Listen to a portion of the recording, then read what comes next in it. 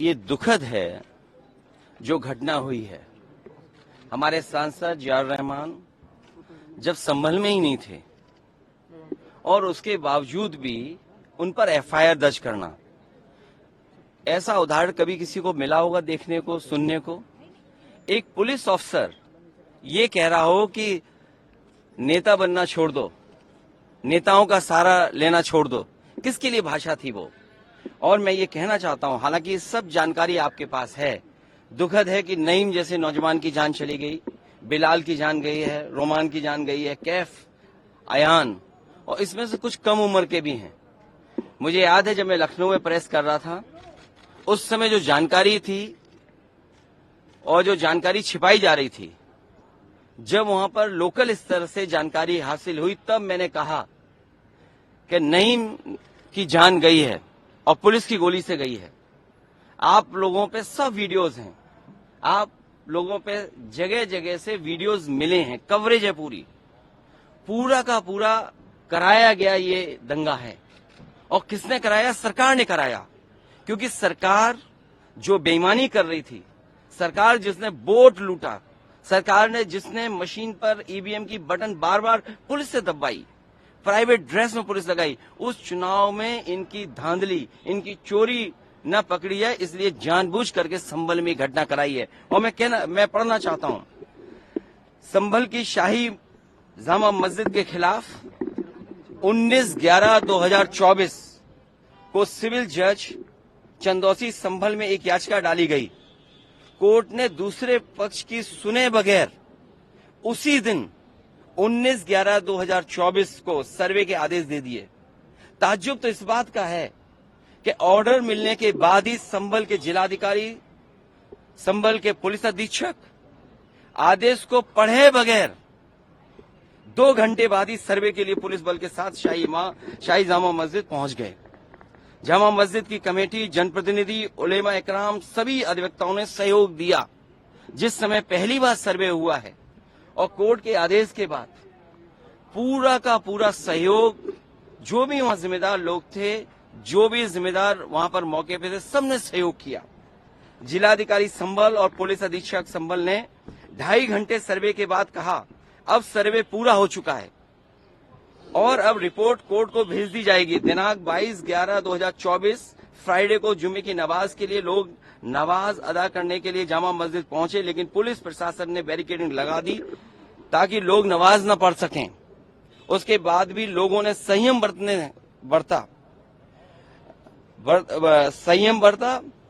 नमाज अदा की और किसी प्रकार का विरोध प्रदर्शन नहीं हुआ, किसी तरह की विरोध नहीं हुआ।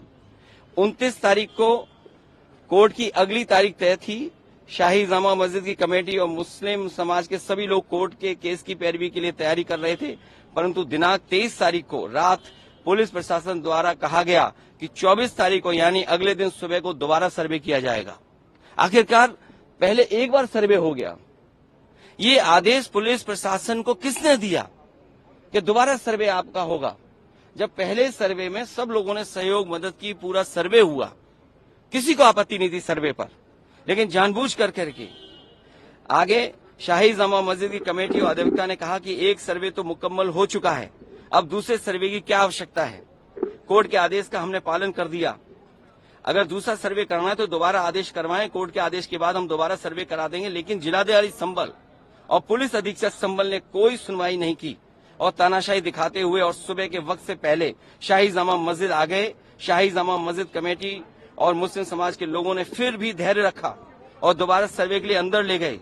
सर्वे के दौरान करीब 1.5 घंटा बाद जब जनता को सूचना मिली तो वो इकट्ठा होना शुरू हो गए। लोगों ने सर्वे का कारण जानना चाहा तो सर्कल ऑफिसर ने उनके साथ गाली गलौज की और लाठीचार्ज करवा दिया, बुरी तरह से जख्मी कर दिया। इसका विरोध करते हुए चंद लोगों ने पत्थर चलाए, जिसके बदले में पुलिस, सिपाही से लेकर अधिकारी तक ने अपने सरकारी और प्राइवेट हथियारों से गोलियां चलाई, जिसकी वीडियो रिकॉर्डिंग है, जिसके एवज में दर्जन लोग गोलियों से घायल हो गए। 5 मासूमों जो कि अपने घर से सामान लेने के लिए निकले थे, उनकी मृत्यु हो गई।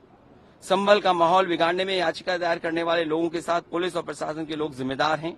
इनको निलंबित किया जाना चाहिए और हत्या का मुकदमा चलाया जाना चाहिए, जिससे कि लोगों को इंसाफ मिल सके और आने वाले समय में कोई इस प्रकार की संविधान के खिलाफ गैर कानूनी घटना को अंजाम न दे जा सके।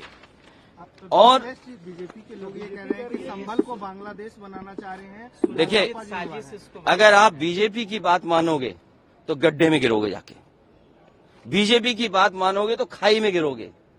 बीजेपी वालों से पूछिए, क्या चुनाव कराया था आपने उत्तर प्रदेश में? कोई ऐसा मुसलमान भाई नहीं था जिसको इन्होंने रोका ना हो। लाठी से, बंदूकों से गाली गलौज की इन्होंने। हम लोग लगातार कहते रहे, और फिर बीजेपी के पास जवाब क्या? जब चुनाव आयोग को शिकायत की गई तो चुनाव आयोग ने खानापूर्ति कर करके कुछ अधिकारियों के खिलाफ कार्रवाई की। क्या ये बता सकते हैं क्यों कार्रवाई हुई थी उनके ऊपर? क्या वोट रोकने का अधिकार था? क्योंकि वोट लूटने पे चर्चा न हो। ये लोग लूटने वाले लोग हैं, इनके लिए लोग कोई मायने नहीं रखते, लोग मायने नहीं रखते। इन्होंने तंत्र से समर्थन लिया और तंत्र से ही अन्याय कर रहे हैं। उनका सीधा साधा फार्मूला है, पहले वो अन्याय करते हैं, अगर आप अन्याय का विरोध करोगे तो आप उन्हीं के अधिकारी आपके खिलाफ तमाम मुकदमे दर्ज करा देंगे। क्या जियाउल इस्लाम वहां थे? हमारे विधायक वहां थे और सांसद थे क्या वहां? जियाउर रहमान, कोई बता दे। वो बेंगलोर में थे, वो अपने कार्यक्रमों में थे, संभल में नहीं थे। और ये तो उत्तर प्रदेश के बारे में आपको नहीं पता। आप में से सब उत्तर प्रदेश के लोग हैं। अगर प्रेस के लोग भी सच दिखा दें तो उन पे भी कार्रवाई हो जाती है। और मैंने अपनी प्रेस कॉन्फ्रेंस में कहा था कि बीजेपी के नेता ने कपड़े उतार करके प्रेस को मारा था, पूरे कपड़े उतार दिए थे। क्या कार्रवाई हुई बताइए आप? क्या प्रेस के लोग सुरक्षित हैं यूपी में? और अपना चुनाव जो लूटा है उसको छिपाने के लिए इन्होंने, सरकार ने जानबूझ करके किया है। कुछ लोग तो ये कहते हैं कि साबरमती फिल्म देख करके उन्हें लगा कि उन्हें भी बड़ा नेता बनना है, इसलिए ये सब कुछ कराया गया। सदन में इसको उठाएंगे। मैं, हमारे सभी सांसद और तमाम विपक्ष के लोग इस सवाल को उठाना चाहते थे, लेकिन सदन में नहीं उठने का मौका दिया। कल भी नहीं मिलेगा मौका, जब मिलेगा तब ये सवाल उठाया जाएगा और हमारा डेलीगेशन भी जाएगा। वहां के लोगों के दुख दर्द परेशानी, और फिर सरकार के हाथ में सब कुछ है। अज्ञात में नाम डाल दिए। मैं आपको याद दिलाना चाहता हूं, कानपुर में जब दंगा हुआ था, अज्ञात में नाम लिख करके बड़े पैमाने पर पुलिस ने अन्याय किया था। पुलिस ने लूटा था पैसा और पुलिस अधिकारी को उन्हें हटाना पड़ा था, और यही आरोप था उन पर कि उन्होंने पैसा ज्यादा लूट लिया। अब बोल दिया, इसके बाद क्या बोलेंगे? लोगों ने वोट नहीं डाला, तंत्र से ही उन्होंने वोट डाल दिया और तंत्र से ही रिकॉर्ड बना करके जीत हासिल कर ली। आज आप लोग साबरमती मामले को लेकर आदित्यनाथ जी की तरफ इशारा है आपका? साबरमती सरकार करा रही है। और आपको बहराइच का नहीं पता, उन्हीं के विधायक ने बीजेपी के अपने कैडर के ऊपर एफआईआर लगाई, और एफआईआर में देखिए धाराएं क्या लगी हैं। जब बीजेपी का विधायक कह रहा है, बीजेपी के कार्यकर्ता नेताओं पे आरोप लगा रहा, और बाकायदा पीस कमेटियां बनती हैं, बाकायदा चीजें बातचीत से हल होती हैं। क्या जिलाधिकारी कप्तान ने कोई बातचीत की? जब उसका पक्ष तैयार था सर्वे के लिए, सर्वे आप कर लीजिए, आप रिपोर्ट लगा दीजिए। आप किसी की बात ही नहीं सुनना चाहते हैं कोर्ट में, आप अपनी मनमानी करना चाहते हैं। तो आखिरकार कौन निर्देश दे रहा है मनमानी के लिए? आखिरकार कहाँ ऐसी ताकत है जिसके आगे सब झुक रहे हैं और अन्याय कर रहे हैं? ये लगातार अन्याय उत्तर प्रदेश में हो रहा है।